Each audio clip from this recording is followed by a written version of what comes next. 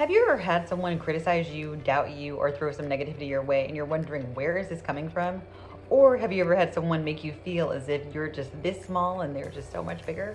Well, I want to let you know the truth of it all is that what they were showing you is a reflection of themselves and not you. And on today's episode, we're going to be talking about why people project on you and what to do about it. So here we go.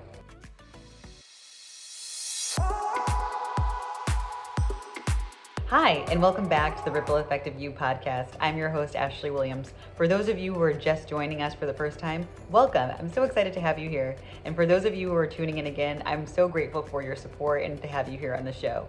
On this show, we talk about things related to spirituality, leveling up, entrepreneurship, and just how to live your best life. So if you're interested in any of those topics, make sure to hit that subscribe button. I would love to see you here with me on this channel every week. All right, so here we go in today's topic.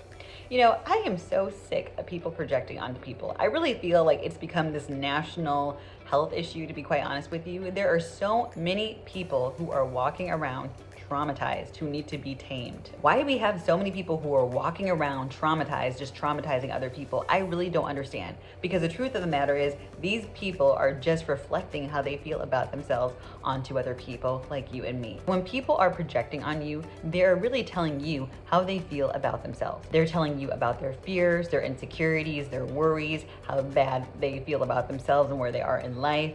You are literally just the mirror that they see. And when they see you, their fears, their insecurities, their woes, their losses, their regrets are all just being reflected back to them, which is why then they say these stupid comments towards you that make you feel as if you're this small, when really they feel that small. Interesting. If someone is constantly or even sometimes criticizing you or belittling you, it's really a reflection of how they see themselves and how they see that you possibly are doing better or doing well or going forward in your life in a way that they wish that they could be doing. Some people lift up people while other people tear people down because they are literally just verbating out, if that's even a word, their own perception of how they feel about themselves and their own experiences. So don't ever let someone make you feel any less than you are, because the reality is they probably feel that way about themselves. Because anyone who is truly of the light and is positive and just truly loves who they are or enjoys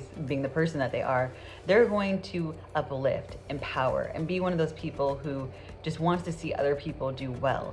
Even if that means they give constructive criticism or constructive feedback, those are all ways that they're doing so in a positive way. The people who are not doing that, they are literally throwing darts, trying to make you and I both feel as if what we're doing doesn't matter, or trying to discourage us or trying to criticize us and trying to make us just feel low. And we're not doing that ish anymore. A confident person sees your strengths and wants to uplift you and empower you. A self-doubting person wants to bring you down, wants to criticize you, and to make you feel weak or that you're incapable of doing what it is that you want to do. Someone who's afraid of failure will tell you, oh, that will never work out. And not because it actually won't work out. They just feel that it won't work out for themselves. So again, they're projecting onto you because they feel they couldn't do it. So why should you be able to do it? No. A bitter person sees reasons to criticize you. A secure person sees reasons to celebrate you. Those are two different ways of how you can understand and see who is really for you and who is against you and who is projecting on you versus who's trying to empower you and uplift you. Now that we know what projection really is, I want to give you some tips on how you can protect your own energy in the process around these types of people. Number one, recognize the patterns. If you're around people who are giving you these side backhanded comments or people who are blatantly criticizing you to your face, then you need to understand that these people are very insecure, they don't have any type of confidence within themselves, and they see the potential in you. So what do they want to do? They want to bring down your potential. They want to make you feel insecure so that you don't feel capable of moving forward in your purpose. Just decide to distance yourself from those people once you recognize those patterns. Number two is do not absorb their energy. Just because they see quote unquote flaws in you doesn't mean you have to see them within yourself. Those are not flaws. Those are things that you're using as strength, because to them, they have these flaws. So let them see the flaws within themselves and let them be on their merry way, okay? Number three is set boundaries. As I've said before, you do not need to spend time with these people. You can slowly distance yourself from these people. In fact, you can just ghost these people if you want to. I'm just saying. Because you don't have time to waste dealing with people who don't want to see you succeed or who don't want to be there for you. So once you recognize these patterns, set boundaries with them, or even let them know that you are not going to be disrespected and you're not going to tolerate that, and that they can go on their merry way. Okay?